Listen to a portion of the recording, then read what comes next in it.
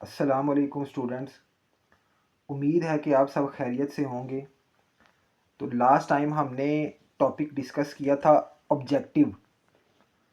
Objective से मुराद है कि कोई भी सिस्टम जो हमें प्रोसेसिंग करने के बाद जो रिज़ल्ट देता है ना, हम उसे ऑब्जेक्टिव कहते हैं। जो आउटकम्स होते हैं हम उसे ऑब्जेक्टिव कहते हैं, आउटपुट को ऑब्जेक्टिव कहते हैं। जब भी हम कोई सिस्टम बनाते हैं ना, तो हमारे माइंड में ऑब्जेक्टिव होता है कि हम उस सिस्टम से क्या रिज़ल्ट लेना चाह रहे हैं। तो ऑब्जेक्टिव हमारे पास तीन तरह के होते हैं। ऑब्जेक्टिव की तीन टाइप्स हैं, ये कुछ कॉमन टाइप्स हैं ऑब्जेक्टिव की। तो हम इनको माइंड में रखते हुए ना कोई भी सिस्टम बनाते हैं। जैसे पहला हमारे पास पहली ऑब्जेक्टिव की पहली टाइप है इंफॉर्मेशन प्रोसेसिंग, कि हम कोई ऐसा सिस्टम बनाते हैं जो इंफॉर्मेशन ले और प्रोसेसिंग करने के बाद हमें आउटपुट दे, कोई रिज़ल्ट दे। जैसे उसने एग्ज़ाम्पल दिया है कि जो इंसानी दिमाग है ना, ये क्या करता है, ये इंफॉर्मेशन लेता है और प्रोसेसिंग करने के बाद हमें आउटपुट रिज़ल्ट देता है। तो ये एक इंफॉर्मेशन प्रोसेसिंग सिस्टम हुआ। अब मैं एक स्टूडेंट से कहता हूँ कि बेटा पानी का एक गिलास लेके आओ। अब उसके माइंड ने इंफॉर्मेशन ली, उसके बाद वो प्रोसेसिंग करेगा, वो जाएगा, उसने मैसेज जैसे ही सुना वो जाएगा और पानी का गिलास लेके आ जाएगा। मुझे कहेगा जी सर ये लें पानी। अब मेरे पास आउटपुट रिज़ल्ट आ गया। प्रोसेसिंग के बाद उसने पानी ला के टेबल पे रख दिया कि सर ये ले। उसे कैसे पता चला कि पानी लाना है? उसने इन्फॉर्मेशन ली, उसके माइंड ने सुना, उसके बाद फिर उसने प्रोसेसिंग की। तो एक हमारे पास प्रोसेसिंग की ऑब्जेक्टिव की टाइप है इंफॉर्मेशन प्रोसेसिंग।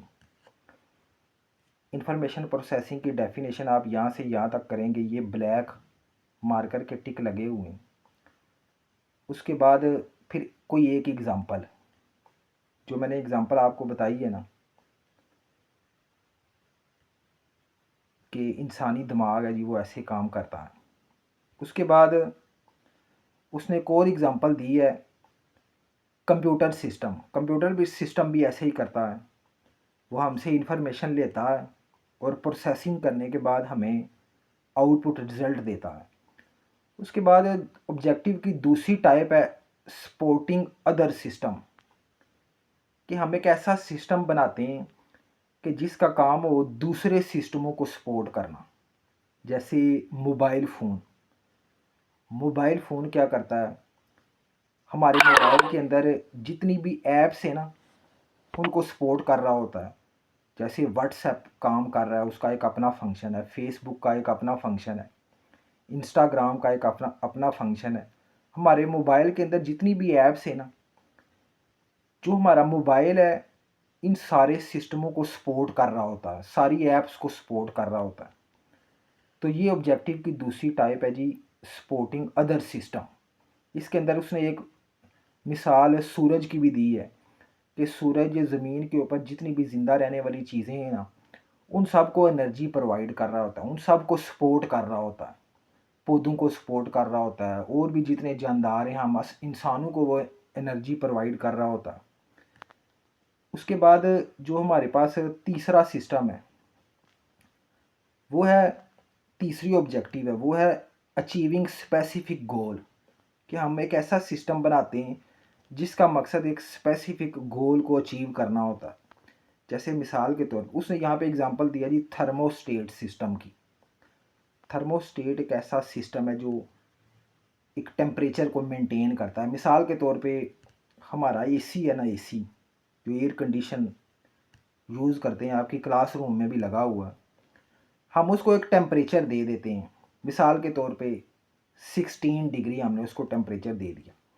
अब एसी काम करेगा, एसी का सिस्टम काम करेगा। जैसे ही टेम्परेचर 16 डिग्री हो जाएगा ना, एसी स्टैंड बाय पे हो जाएगा, यानी कि ट्रिप हो जाएगा, वो काम करना छोड़ देगा, क्योंकि उसने अपना गोल अचीव कर लिया। टेम्परेचर उसने 16 मेंटेन कर लिया, उसके बाद वो खुद ब खुद ट्रिप हो जाएगा। जैसे ही फिर टेम्परेचर दोबारा से 16 से ऊपर जाएगा ना, फिर सिस्टम चलना शुरू हो जाएगा, एसी फिर चलना शुरू हो जाएगा, वो दोबारा से काम करेगा, टेम्परेचर को फिर मेंटेन करेगा, अपना गोल अचीव करेगा। तो उसने यहाँ पे एग्ज़ाम्पल दी है थर्मोस्टेट सिस्टम की, और उसके बाद गाड़ी की एग्ज़ाम्पल दी है जी। गाड़ी का जो इंजन है वो फ्यूल को मैकेनिकल एनर्जी में चेंज करता है। तो ये 3 डेफिनेशनें आप याद करेंगे, ये 3 ऑब्जेक्टिव। उसके बाद एक नेक्स्ट पेज पे डेफिनेशन है कंपोनेंट्स की। तो कंपोनेंट्स आपको पता है, किसी भी सिस्टम के जो पार्ट्स होते हैं ना, उनको हम कंपोनेंट्स कहते हैं। वो जब सारे मिल के प्रॉपरली काम करते हैं तब हमें आउटपुट मिलती है। तो मिसाल के तौर पे एक इमारत है ना, हम एक घर बनाना चाह रहे हैं, तो जितने भी ब्लॉक्स हैं ना, या जो ईंटें हैं, वो सारे कंपोनेंट्स हैं। वो सारी ईंटें, सारे ब्लॉक्स मिल के एक बड़ी बिल्डिंग बनाएंगी।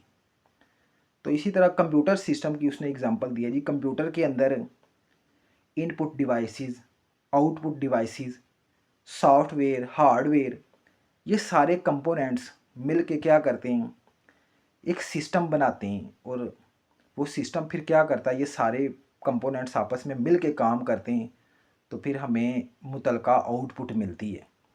तो आप कंपोनेंट्स की डेफिनेशन करेंगे यहाँ तक, बस बाकी ये रीडिंग ही है, बस एक डेफिनेशन ही करनी है आपने। ये तकरीबन 3-4 लाइनें। तो यहाँ तक आप करेंगे। ये लर्न करने के बाद आप इसकी रिटन प्रैक्टिस करेंगे। तो इस बुक के 12 चैप्टर हैं। PDF form